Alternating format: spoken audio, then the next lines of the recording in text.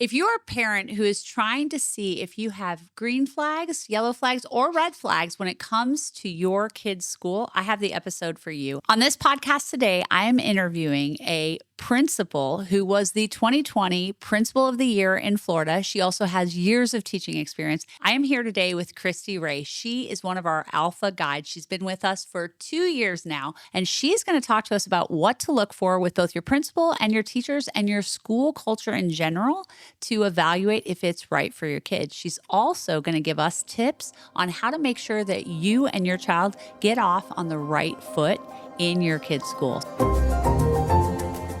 Welcome to the Future of Education podcast, hosted by Mackenzie Price.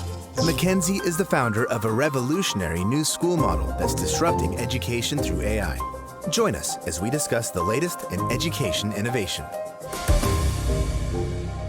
Christy. Hey, I am thanks for so having happy to me. have you here. Yeah, I'm so glad to be here. So first of all, I just remember meeting you for the first time at our holiday party 2 years ago. Yep. And you told me a little bit about your story, and I was just flabbergasted with like, oh my goodness, we get the best talent here. So do you mind just giving the very quick version of your background as a teacher, as an administrator, a principal, and now Alpha? I started in Tampa. That's where I began teaching. And I started at a university school that was on the campus of the University of South Florida and worked up about 8 years and then became an assistant principal. And what grades were you teaching? I taught everything except fourth grade. Okay. So, and not high school. High schoolers are a little terrifying because I'm short. And so putting myself with a high schooler, that's just a little bit much. Okay, but you worked K through 8 other than fourth grade, and you did that for about 8 years. I did that for about 8 years, and then I worked with students who were gifted. And I became a teacher that worked specifically with students who were gifted, and that worked into a role where I started doing training and developing. I really liked mentoring, training and developing, working with teachers. So I went out and I worked with brand new teachers and coached them, and then moved into, I really liked that coaching role, so I got my master's degree, and I went into being an assistant principal. And then my husband got transferred to Orlando. So I moved to Orlando, and I started working with the principal pipeline. And in Florida, you have to have certification to be a principal. So I wrote the curriculum for the teachers in Orange County to be certified to be principals. Mm-hmm. And then I decided, I haven't been a principal. How am I teaching people to be principals? So I went to be a principal. And my first assignment, I had 600 students, no assistant principal, and I was a brand new baby principal. Wow. And I barely survived, but I survived. Our school went from a triple D to 1 point from a B, where there's a grading system in Florida, A through F, and rose that school, and then decided to switch to Osceola County, where I was at a school, worked as a principal of a school of 2,000 students. Wow. I had 200 employees, and when the other principal left, I had to hire 133 teachers that year. I didn't really think about the idea of being a principal is a CEO. Right? You have an organization that you are the captain of. Mm-hmm. And I didn't really catch that until my girls went into a traditional public school, and I became friends with the principal of our elementary school. And she really was a great administrator. She was really good with managing parents, and she got a lot of practice managing me because I was always in there like complaining about lack of personalization, lack of, high quality teacher for some people, all those types of things. So she did a good job managing me. I will say she's also the one who I really credit with coaching me out of the model when I was so frustrated with the lack of connection that my kids were getting. And when my oldest daughter came to me one day and just said, I don't want to go to school, it's so boring. It breaks my heart. I met with the principal again, and I just said, we've got to be able to do something. And she looked at me and she said, Mackenzie, I totally get it, but this is like trying to steer the Titanic. It just can't be done. And for me, that was my call to exit. I knew like, okay, I've got to move somewhere else. So I appreciate the fact that she was willing to acknowledge the failure in the model for me, in my eyes, that she was able to do that. And I do think the principal, as a CEO of this school organization, there's a lot you can tell about the health of a school 100%. Based on what you see. And we're going to talk a little bit about that today. Yeah. What are some of the like green flag signs that you see that are signs of a healthy school that show that you've got a good steward at the head of this? And what are some of the maybe cautionary yellow or red flags that if a parent is listening to this at home and they start noticing this, it's time to ask questions or look at changes or something else? Yeah, I think I can draw a parallel actually to you. You're the face of the company, right? So the principal's the face of the company. And if you never see the face of the company, that is a definite red flag. So Mm. for principals not out and about where they can see parents, and as a principal, it's scary because we all have very, I want my parents who are really involved, but then you have to have that conversation outside and then they trap, you're like stuck and you're talking to them, but that's where you should be. A good principal puts themselves at arrival and dismissal where parents can access them and talk to them and see them. And a good principal knows your kid, and not just if they're the bad ones and not just if they're the smart ones, but knows every single kid and can relate. So I'd even ask your child, "Hey, tell me about your principal." And if they can't tell you anything other than their name, and some of them don't even know their names, which Hmm. is terrifying. I had a school of 2,000 students and I didn't know every kid's name, but I knew every kid and I knew something about them that I could talk to them about. And I would regularly go out on the playgrounds and play with them. You just have to be out there. It's so easy to get stuck in your office as a principal. I have an interesting story about that. When it was time for my oldest daughter to go to school, we were sending her to our local public school in Austin, Texas. And I went to a meet the superintendent event for incoming parents. And of course, I was right there because I wanted to meet the superintendent. And I had read in her biography that she had come through the Cherry Creek school system in Colorado, which is where I grew up. And so I went to her and I just said, "Hey, I noticed that you came through the Cherry Creek district. I too was a student in that district." And she said, what campus did you go to for middle school? And I said, "I went to campus middle unit." And she said, "What's your maiden name?" And I said, "Larson." And she's like, "I was your principal. I remember you Oh, from that's this." And I remember amazing. being like very shocked. Now she had been under her maiden name, which is why I hadn't recognized her. But then I Yeah. was like, "Mrs. Gill, is that you?" Mm. And it was really a cool thing to see, but it was a great example of she remembered me. And that was, maybe 25, 30 years later, some Yeah. crazy amount. But I think that is an important thing is you want to have a relationship with that person who is the head of school. 100%. And we tell, our alpha head guides and our deans of parents, they're out there at pick up and drop off. They're saying Yes. hello and they're just checking in and waving at the car and doing those kinds of things. Yes. That makes a huge difference. It So does. that is great advice. I mean, that's one thing. If you as a parent who don't know your principal, and I love the idea of asking your kid, like, "Oh, tell me about your principal." And it's not like, "Oh, you just hope you don't get called into the Yeah. office." Yeah. A principal should kind of have that balance, right? Like, I don't want to go to their office, but also if I have a problem, I can come and talk to you. Because Hmm. if you're this big, scary person who hides in their office, you're not going to know what's going on in your school. And that brings me to kind of the second thing of the teachers of a good principal don't leave. They Mm. want to stay, and then the teachers get better. Because let's face it, there's a teacher shortage, right? And there aren't a plethora of people out there. So you have to work with what you have. And a good principal can work with what they have and grow them. And the teachers want to stay because they're under somebody who's good with And them. do public schools publish their retention rates each year?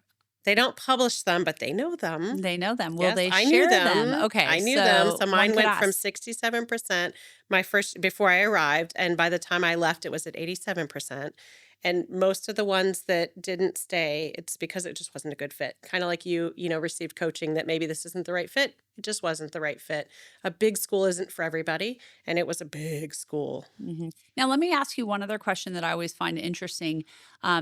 Back when I was certainly a student growing up, and also when my girls spent the 3 years in the traditional public school that they were in. And the reason I keep saying traditional is it's not about a public or private school. Agreed. It's about the traditional model. When Hmm. I delineate the difference between what alpha is and the traditional model, I'm talking about a teacher in front of a classroom time-based system versus what I consider kind of one-to-one mastery-based learning. And so it's not about public or private. I think this could be true at a private school. But when I was growing up and then with my girls, there would be a lot of conversations among the moms of like, "Well, which teacher did your kid get assigned for second grade Yes. or fourth grade or whatever it is?" And there were good teachers that had the good reputation. And then there were the teachers that it was like, "Ooh, oh, you drew that teacher." Yes. And, as wonderful as my principal was, I will say that it was my daughter's second grade teacher who sort of drove the final nails in the coffin. And she was known before that as the worst of the second grade teacher options, like, "Oh, you got the short end of the stick when you drew her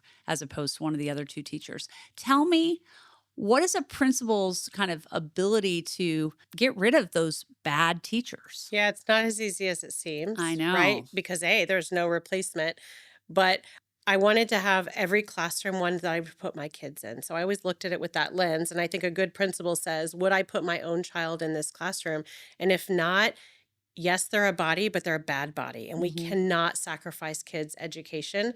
And so one thing that actually happened when I got to this school is the teachers would leave and the kids were like, okay, they were just used to teachers leaving. And I thought, that's not good. We got to get teachers in there stable.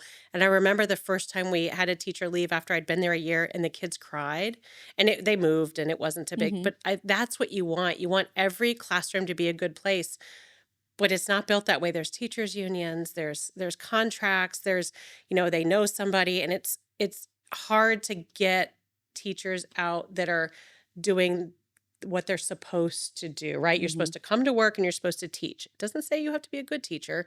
It's really hard to get rid of a, Yeah. a teacher that isn't strong. But am I correct in saying that a green flag is if there are fewer of those teachers Yes. that aren't the ones, because that's probably a Yes. sign that the principal is helping coach them up and Or coach them inspiring them out. to be better, or yeah, coach Yeah, them out. coach them out and find them a Okay. place that does fit them. And it may not be education. I mean, I had teachers that had been passed around when I got to this school, had been passed around from the district. And the principals knew that they were terrible and were giving good references. So you get stuck with this teacher. Mm. And I thought, I'm not passing that on to my colleagues. That's not right. I'm going to coach them up or I'm going to coach them out. And so we said, the tide's rising. You can get on the boat or you can swim somewhere, right? So that's what it's hard as a principal to do because it's much easier to ignore that and just deal with the parents that aren't going to complain.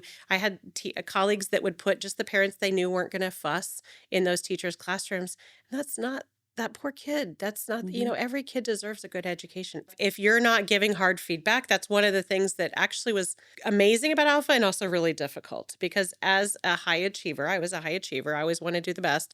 And getting hard feedback was something I wasn't used to because in education, you get afraid to give the really hard feedback because you're afraid a teacher's going to leave or you're afraid to hurt. You have this amazing teacher and one little tweak would make them that much better, but you're afraid to tell them that because it'll just break them because they're so working so hard. And so we struggle to give them the good feedback that will make them that much better. Mm. And you don't take Wade Boggs, he still gets coaching, right? And all these great sports fans, but then teachers were like, oh, you're good. You only need one observation a year, or you only need, and then teachers sit back on their laurels and they're like, okay, I'm good. And then before you know it, the world catches up with them. So some of those teachers that were struggling, it's just because they weren't coached. They weren't And once you coached. coach them, you build a relationship first, of course, that you're not there to fire them or, same with reading coaches. We have these great instructional coaches. Well, we only send them in with the teachers that are bad. So when I got to the school and I started sending them in with the teachers that were strong to help make them even stronger, they were like, did I do something wrong? Am I bad? And I was like, Mm. no, everybody, including myself, needs coaching. Everybody. So is that something that a parent who's looking at their kid's school, is there a window to see what kind of coaching, what kind of professional development are they getting? And does professional development training really help? I actually just read a survey Yeah. that said It it's depends shown on not necessarily to help. it really does depend. If a teacher is doing professional development of their choice, we're just going to get better at what we're good at. I am a great reading teacher. Don't even get me started in math. Math is not my thing. So I would not choose to go to a math PD. Christy, we will put you in alpha math and we will I build do study you up. alongside the kids, I'll We tell you. will build you up. I have You some are serious not a gaps. math person. Well, I didn't say I Everyone wasn't can a be math great at Well, math. did I say I You wasn't said a it's math not person? my thing. It is not my thing, but I do it, right? But I wouldn't choose to go to PD on it because I love reading, which is why I'm the reading specialist. I want to get better at reading because I'm good at it, but I need to spend the painful time. So if you're sending teachers to just PD that they're good at, that's not going to help them. And if you're sending them to PD, we tell them they have to differentiate for kids, but we don't differentiate PD. We send everybody to the same PD. And so you've got high achievers who are good and they don't want to pay attention. And then you've got people that need much more intensive PD. So it really does depend on the PD. But honestly, PD is not going to make a better teacher. It's reps. So another question I have for you, it was interesting. I posted a reel on my Future of Education Instagram a few weeks ago from a podcast I did with Mike Rowe, where we were talking about a phenomenon that I have just recently become familiar with, although I've heard it's been happening for quite a long time, silent lunches. And I have become familiar with these because I've had students from other schools who've come to Alpha and they've talked about how they have these silent lunches where they're not allowed to talk. And that reel blew up Yeah. from a lot of administrators and Yeah. teachers who were basically like, silent lunches are amazing. They're good for you. They're important to reset and to whatever in management. I will tell you, I didn't hear a single compelling reason for silent No. lunches, but I didn't realize how attached some of these administrators were to that. If you are a parent who's at a school where they're implementing things like silent lunches, is that a green flag, a red flag? What are they doing there? I cannot get behind. That's their one time to socialize. Silent lunches are for the adults. And that's what a lot of the people were saying in the Yep. comments is teachers need a break. They can't manage the cafeteria. They're going to need to do And that. it's a lot. Yeah, It's it a is a lot. lot. You But put 600 kids in a cafeteria, it's chaos because you can't keep, and so I get that it's overwhelming. And oh, by the way, they don't they don't give us lunch people. We Mhm. had I was allowed 2 lunch people and I had over 300 kids at lunch at one time with 2 humans. So all the administrators are in there, the teachers are in there, and it's overwhelming and loud, but that is the kids' one time to talk. And so one of the schools that I was in, what we implemented was they ate for about 15 minutes and then they got to go outside. So your kids that finished quick, they had to sit for 15 minutes. If they finished quick, they could go outside and run around. And it was a much better use. I didn't have to implement silent lunch. First of all, I just don't, why? I just don't, how, we don't eat silently unless the Yeah. food's really good. Well, and we the know other- lunchroom The food other is not argument good. that they would say was that, some kids need the kind of reset and not the stimulation. Now, my answer to that was, okay, then they should be in another area Correct. where if you choose that, hey, I want to be at a Correct. table where we're Yep. quiet, but don't make, a kid like me would have really struggled in that Oh, situation. And it kind of yeah. brings me to the next question, which is, I think some schools have a more authoritarian management style Yeah. versus laissez-faire. I think somewhere in the middle is good. You want structure, right? You want high standards, high support. That's Mhm. one of the reasons I left. I left my retirement. I was in, 20 something years. I was close to being able to retire in Florida. And I left that to come here because it has the balance. So we do hold high standards. You have to pick up after yourself at lunch. You have to, sit down at the table, and we coach them on not chewing with your mouth open. But they still have that freedom to be kids. We ask them to sit in a classroom silently for an hour. If you have a teacher that's doing hands-on, great, but it's still very teacher-centered. And then we're going to stick them in a room with all their friends they haven't been able to talk to all day and tell them not to talk. That's not good for kids. What are some examples of maybe low support that could be signs that parents should look out for at their kids' school? Low support would be, if your child's having a lot of bullying going on, I would think that's definitely where the culture of the school is not a safe culture and not a belonging culture. That's one of the things I really like that we do. We have those core values and we really stick to them.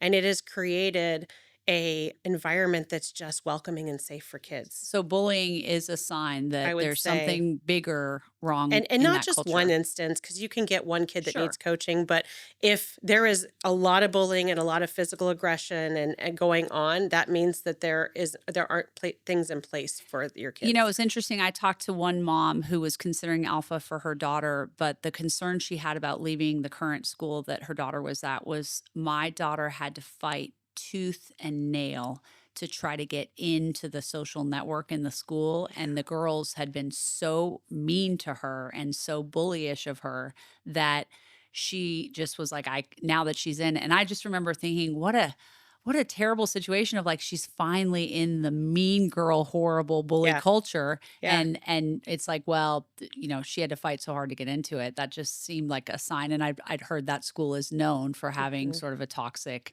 social culture, Yeah. especially among girls. So that's definitely a red flag. What's another sign of maybe low support that parents should be looking out for? You could just feel the chaos in the school. So when you go in the front office people aren't organized, they're unfriendly. The front office is really an indicator, a window into the school. And even just the pickup lines, are teachers, just chatting with each other off to the side, or they focus talking to kids.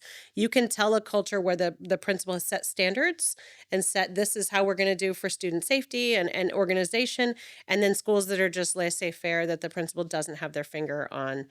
So I always think the principal's like the conductor of an orchestra. And if we say the conductor doesn't need to be there, but the conductor cues and watches and sees like, oh, you're getting a little off pace. So they should be kind of watching and making sure that their school is a safe, healthy place for kids.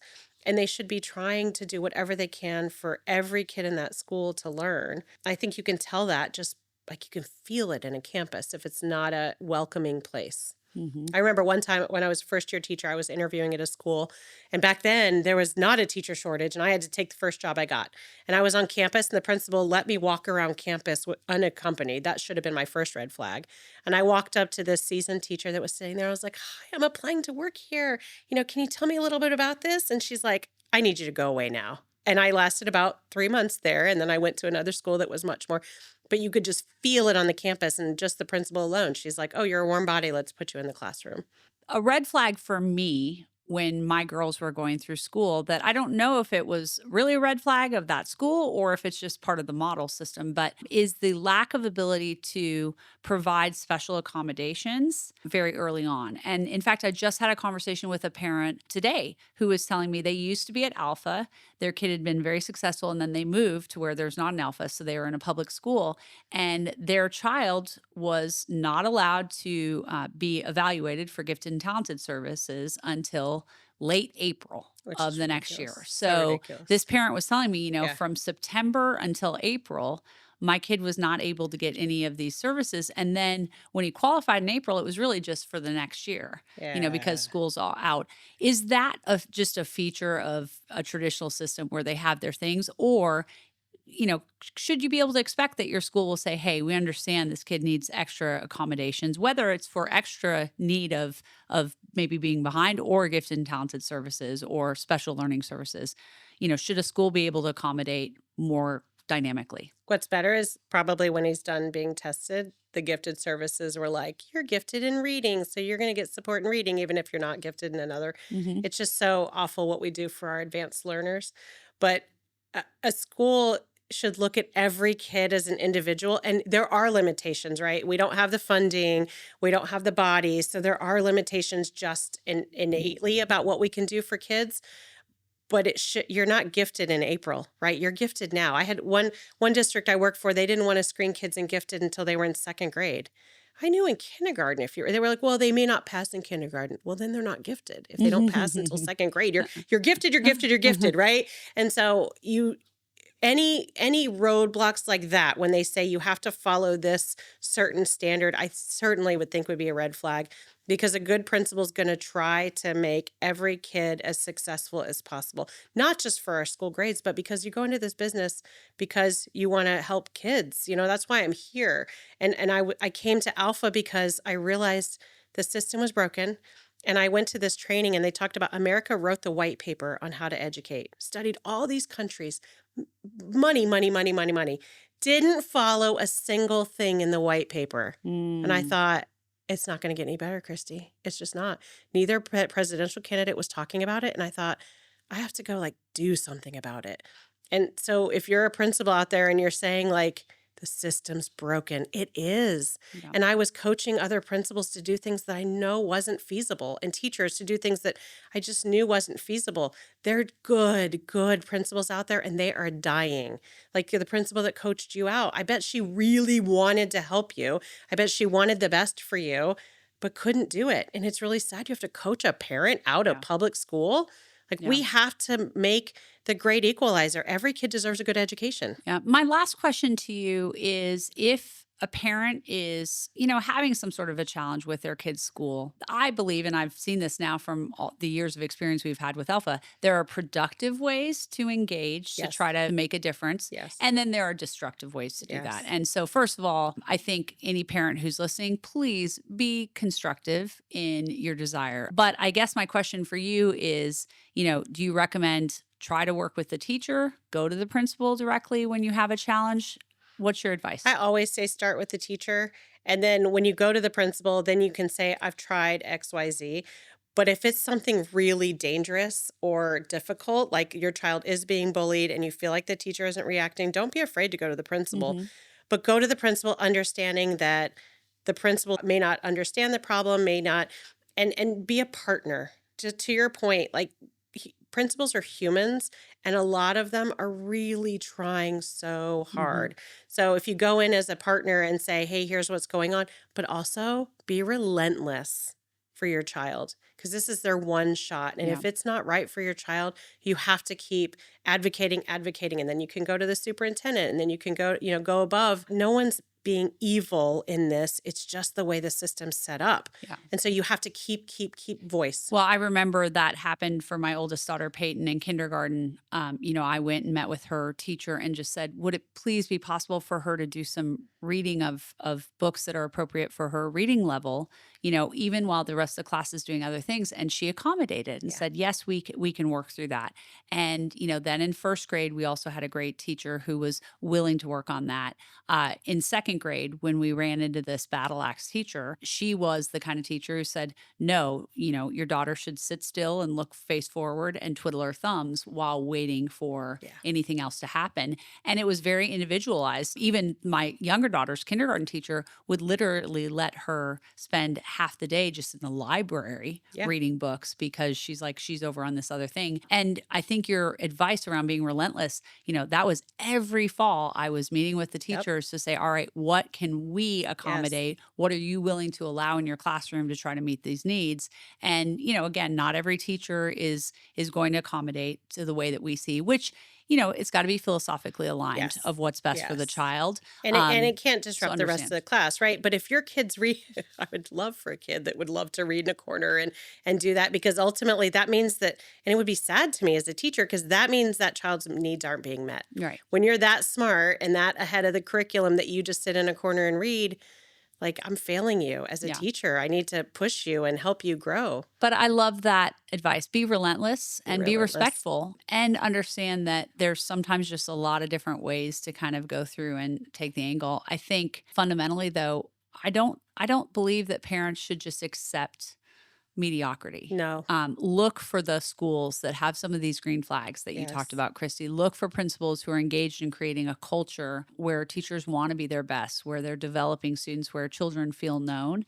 And I know I bag on traditional school a lot, but I do believe there are also a lot of great schools. There's a lot of great people that are working in these schools. And sometimes it just takes some hunting to be able to advocate for your kid and help your child learn to advocate for themselves. Oh, that is actually truly, when you have a student that has special needs, either having them to have a voice to say to the teacher, this is what I need is huge because it helps them when they're an adult too. A student that has any kind of special needs, whether they're advanced and they need an additional work or they need the teacher to print out the worksheet because the visuals don't align with what they're saying. A teacher is much more likely to listen to a student asking for needs, a good teacher, let me preface it, than a parent coming in asking for it. The kid learns to self-advocate, and that leads all the way into their adulthood. The same with not every teacher is a good fit for every kid. And so sometimes you have a kid that isn't getting along with the teacher, and you're like, hey, I know it's a personality conflict, but you're going to deal with a boss who isn't a great boss, but not when they're 8, not when they're, 10.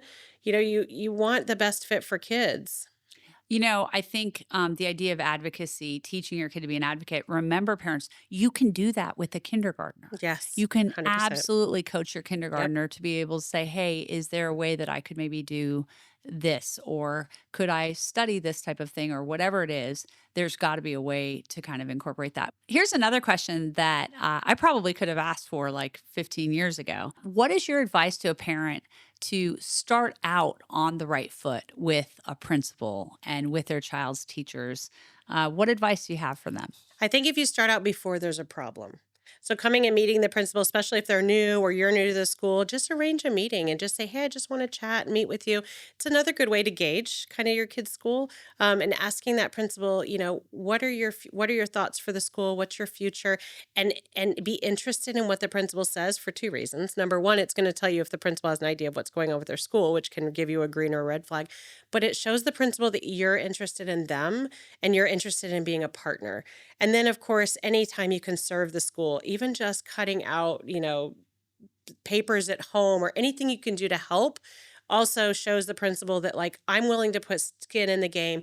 And now I'm going to ask you to help me help put skin in the game. Yeah. So that early meeting and greeting and talking with them just sets the tone the right way. And then when you come with a problem, they know that you're not just only coming when there's a problem. You're going to come when there's positive things too. I think the whole attitude that we have with our students is also what we ask of parents, and this is true at any school. Don't just be a consumer. Agreed. Be a contributor. Agreed. And so when you have that first meeting with a teacher or a principal, you're not just interviewing them to say, are you checking all of the boxes that I have for required, but truly be interested in learning and understanding, and then asking like ways to help. Where do you need the most help? What can you be doing? And being nice goes a long, long way. Even when you're angry, just know that everybody's doing their best. I always said when parents came in angry, they're giving me their best. Their best might be really hard to deal with on a day-to-day basis, but this is their best. And I have to honor the fact that you're advocating. I would love for parents to come in. So many times parents wouldn't come in. And so a good principal wants the parent communication, but they also don't want to. I can't tell you how many times I've been yelled at and berated. And it's like, I promise I will help you. Just give me a chance. And just, it doesn't get anywhere. It just really demeans the people. Okay. What's the biggest red flag that you might see in your kid's school? Oh, just to pick one, there are many. So I would say if you don't see the principal, if you don't even know that there's a principal on campus, that would be one. If your kid runs out of school faster than they run in and they don't want to go to school, that's another. Teachers leaving constantly throughout the year, that's a sign of a kind of a toxic culture. And you can just feel it. You can feel the organization, the love. Even the front office people be friendly and know your kid's name and engage with them. If you don't see that, it's time to stop and take notice. Yeah. And bonus question, teacher, principal gifts or no? Like to bring them? Yeah. Oh, I mean, how many coffee mugs do you need, or I flowers never or soap turn dishes down or gift cards? a gift, but it's not about the gifts. Like, I don't think the gift gets you anywhere. It's kind, so don't get me wrong, but I don't think it's not going to help you necessarily, but a handwritten note, honestly, goes so much further. And principals are going to be really mad. They're going to comment and say, no, we want the gifts. No. But I think just the appreciation, and even in the car line, when somebody stops and says, you know what, my kid had a great day yesterday, and I just really appreciate your leadership. That is the biggest gift you can give any principal, because we're killing ourselves out there in public ed, truly, truly killing ourselves. And just so many people are down on what's happening in public ed and down on traditional education. We're just doing the best we can until something else comes along. And I'm so excited for the opportunities that are coming. But we're all just doing our best. So just a little appreciation goes a long way. Christy, I am so thrilled that you're a member of our team. It's just incredible to have all of the expertise that you've had. The fact that you operated and worked as a principal, and now you're coming in and you're working with our, second and third graders. You're such a gift. And I think you really epitomize so much of the energy and the enthusiasm and the intelligence that our guides are just so known for. They're incredible. And I'm really glad that we were able to coax you away from retirement to help change the world. So thanks for being here. I appreciate it. Thanks for having me. I've loved every second of it. Thanks for listening to Mackenzie Price and the Future of Education podcast. If you haven't hit that subscribe button, now is the time to do it, so you can stay up to date on all our episodes. You can connect with Mackenzie on social media and be part of our daily conversation over on Instagram at futureof_education. Lastly, if you're loving what you're learning, please leave a review wherever you listen to podcasts. We'll be back in your feed soon, but until then, remember, kids are limitless, and it's our job to unlock their potential.